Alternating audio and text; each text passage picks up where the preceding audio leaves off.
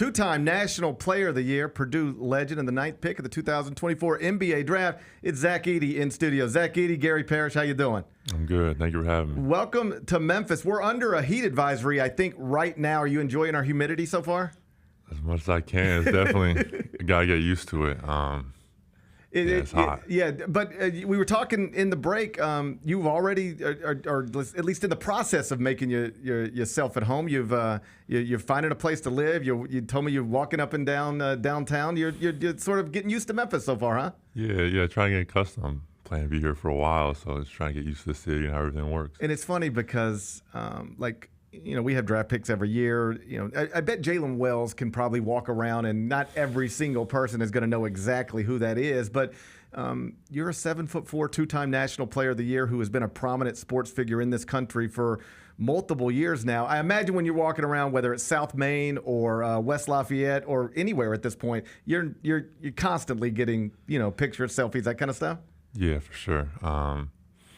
It was all like in good fun though. People smiling, like just happy to see me. It was cool, like just the love that the city showed me. Like when I was out for like 10 minutes walking up and down the street. People were like stopping their cars in the middle of the street, like, oh, can I get a picture? Like getting out, like doing U-turns on the road, putting their car in park. Like just people enthusiastic and happy for me to be here. Well, people are enthusiastic and happy for you to be here. And I watched your press conference. I was coming home from the draft on Friday, but I watched your press conference on Friday. And one of the things you said was, I've spent a while now with people telling me what they think I am. And there was this moment after you guys secured your first trip to the Final Four since 1980 where you were on CBS and, you said, I'm a winner. And I remember talking about it at the time. It felt like this. I know you all year long said there was no pressure to get to a national championship game, to get to a Final Four. But it seemed like that relieved some pressure. Like nobody could ever tell you anymore you couldn't do this. And I guess the point I'm making is you haven't been playing basketball for very long. But from the moment you started playing, people have been telling you this is what you are. You're a sub-400 recruit in your high school class. That means you're not a high major player. But then you get an offer from Purdue, you go to Purdue, that's fine. But you're a role player. 19 minutes a game as a sophomore, you're splitting time with Trevion Williams. Then you're the National Player of the Year. Okay, that's fine, but you lost in the first round. You're not a real winner. Okay, well, I'm going to win back-to-back Big Ten titles, go to a Final Four, go to a title game, win another National Player of the Year award. Okay, fine. Great. You're a good college player. You're not a top 10 pick. Well, now you're a top 10 pick. It struck me as I was just sort of thinking through this, you have proven everybody wrong every single time, every step of the way. Does it get frustrating that people are still skeptical that you can do this? I kind of just expect it now. I think I would be uncomfortable if people weren't doubting me all the time. It's just kind of been part of it, been part of my life. In college, I couldn't tell you why people keep doing it, but they keep doing it, and it keeps working out for me. Yeah, I, throughout the year, had to keep defending you because, I would fight back against this. Yeah, he's good because he's tall. I'm like, well, Taco Fall was tall. He wasn't a two-time National Player of the Year. Or, they fall apart in the big stage. Well, like a lot of people have, lost games they weren't supposed to lose.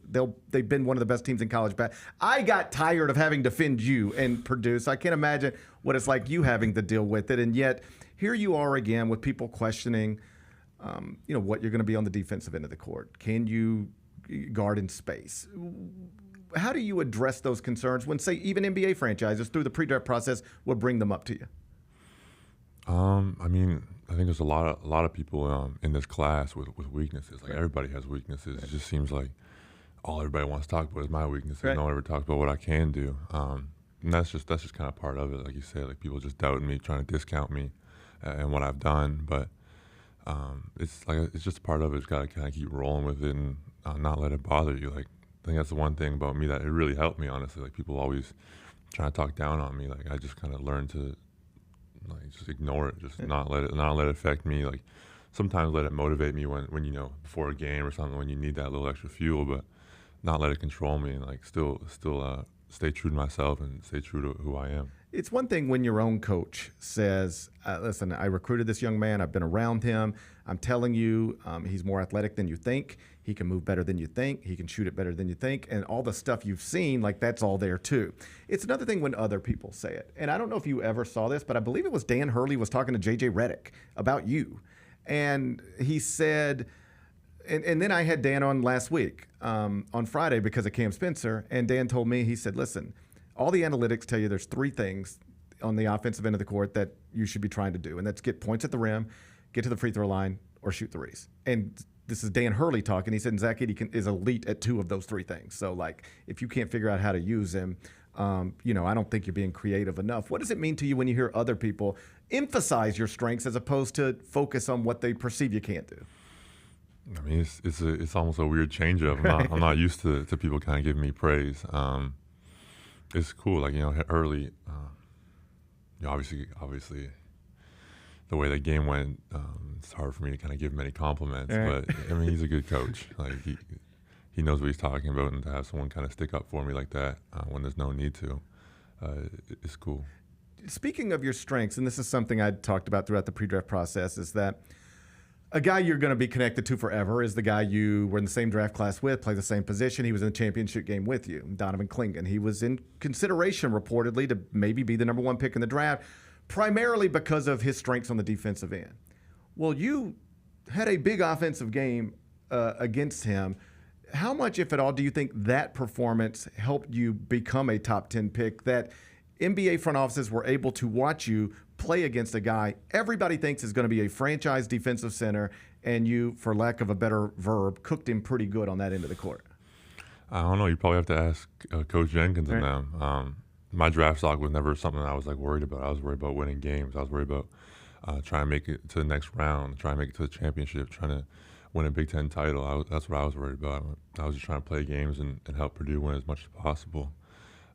That's all I had. That's what my mentality was going to that game. When did you know all of this was possible for you? You start playing basketball. Let's just start with the fact that you are taller than most. So there's that as a building block. But then you become skilled. You become great. When did you know, oh, wow, I might not just be a college basketball player. I can beat the best? I mean, it's a process. It's been a whirlwind. I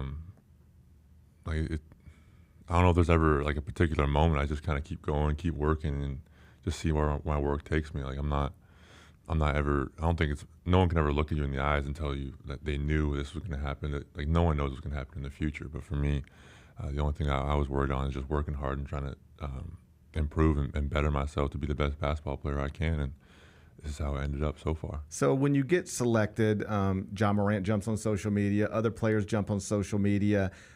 How much communication, if at all, have you had with them subsequently? Does a group text get started? How does that work?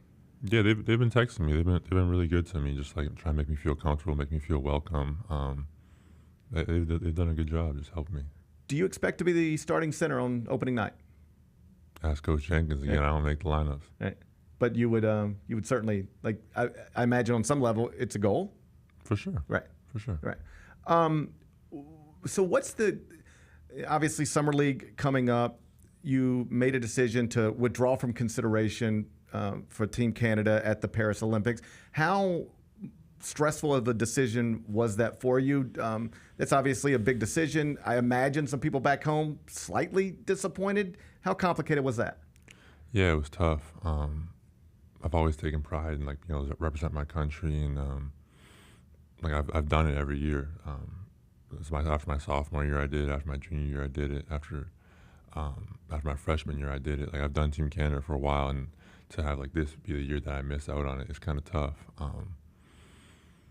Obviously, that team's still elite. They still got amazing talent. They still should do great things in that tournament, but it's gonna be tough, watching them and not being able to be there. But it was a decision I felt like I had to make. Just for myself, be able to look out for myself, be able to put myself in the best position on opening night to try to help the Grizzlies and take that super serious. It was a decision I felt I had to make, but it was tough. Just a couple more things for you. What do you hope to accomplish in Summer League? Just get comfortable. Right. Just understand how everything works. Get comfortable with the guys, how everybody plays, build relationships with people, and then win games.